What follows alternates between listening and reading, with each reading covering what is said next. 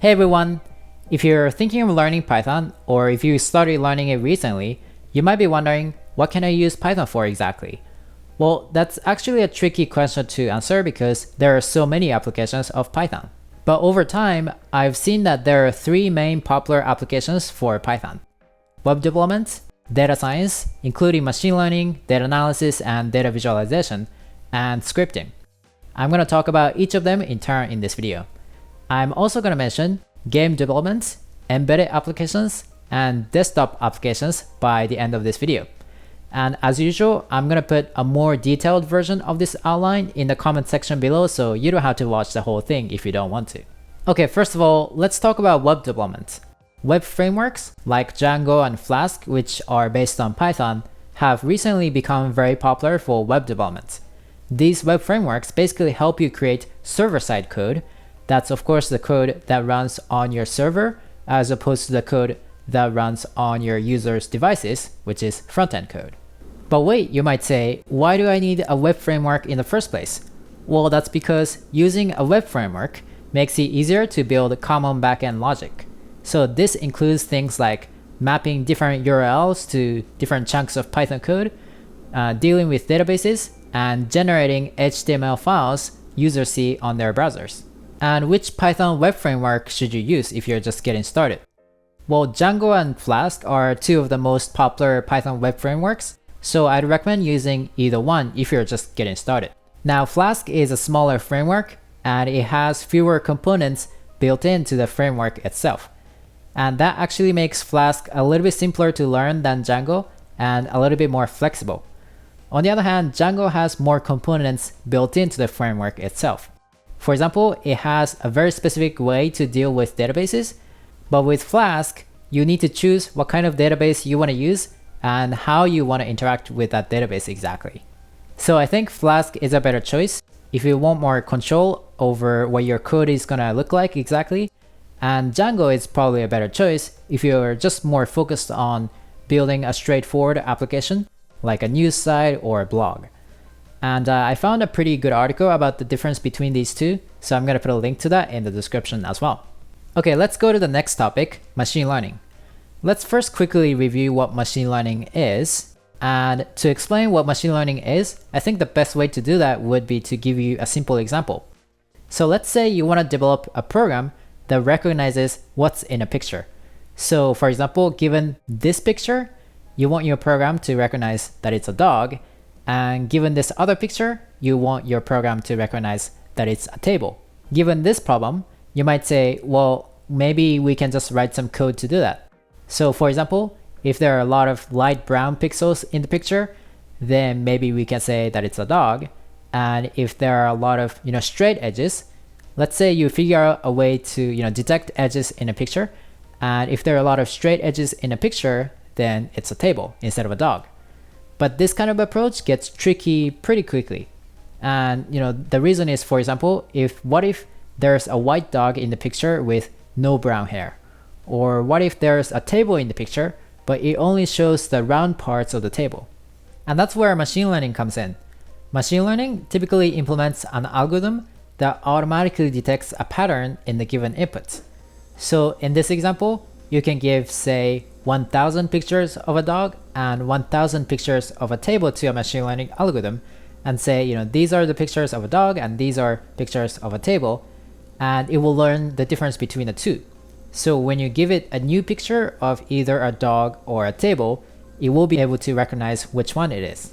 Now you can use the same idea to apply machine learning to things like recommendation systems. So think YouTube, Amazon, and Netflix, and face recognition, and voice recognition, among other applications. Popular machine learning algorithms you might have heard about include neural networks, deep learning, support vector machines, and random forests. You can actually use any of these algorithms to solve the picture labeling problem I explained earlier. Now, there are a few popular machine learning libraries and frameworks for Python. Two of the most popular ones are called scikit-learn and TensorFlow.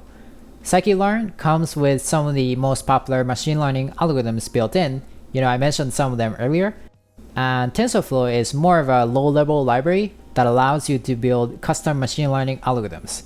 So if you're just getting started with a machine learning project, I'd recommend that you first start with scikit-learn, and then if you start running into efficiency issues, then I'd consider looking into TensorFlow. And how should you go about learning machine learning?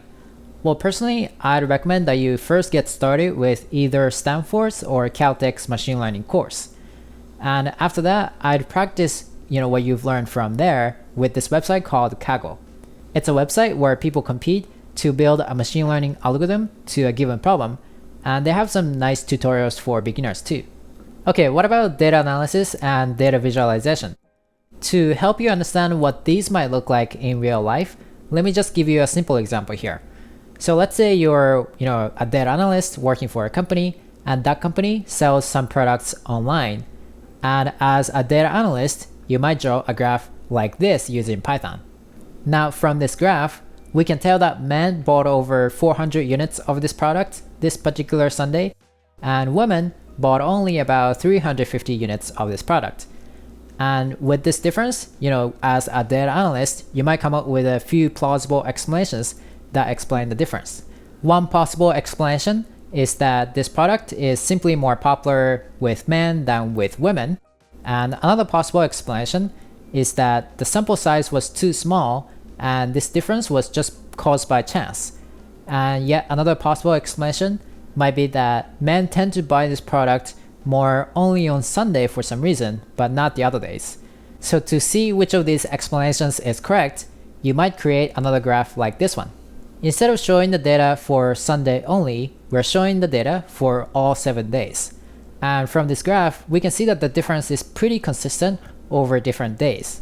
So from this graph and from the earlier graph that we saw, we might conclude that the most convincing explanation is that this product is simply more popular with men than with women. Okay, so this is sort of a simplified example of what actual data analysis might look like in the real world. And it's kind of similar to the kind of work I did, at Google too. So it was just like this one, but only more complex.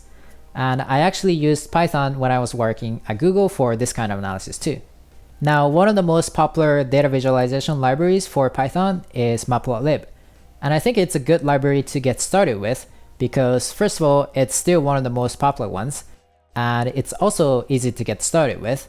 And there are other libraries that are based on Matplotlib.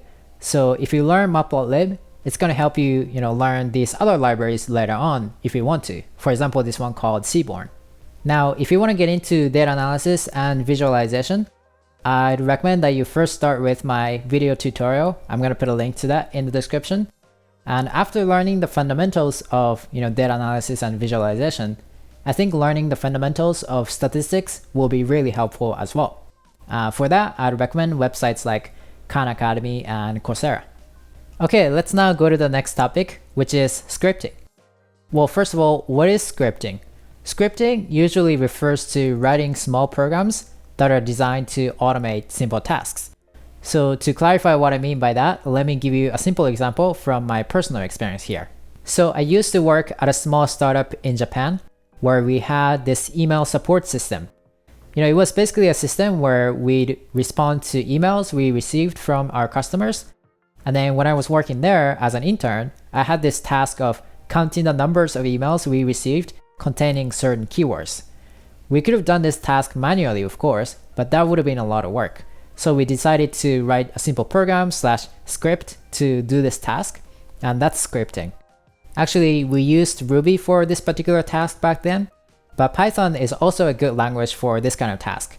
And Python is suited for this kind of task mainly because it has relatively simple syntax and it's easy to learn, and it's also quick to write something with it and test it.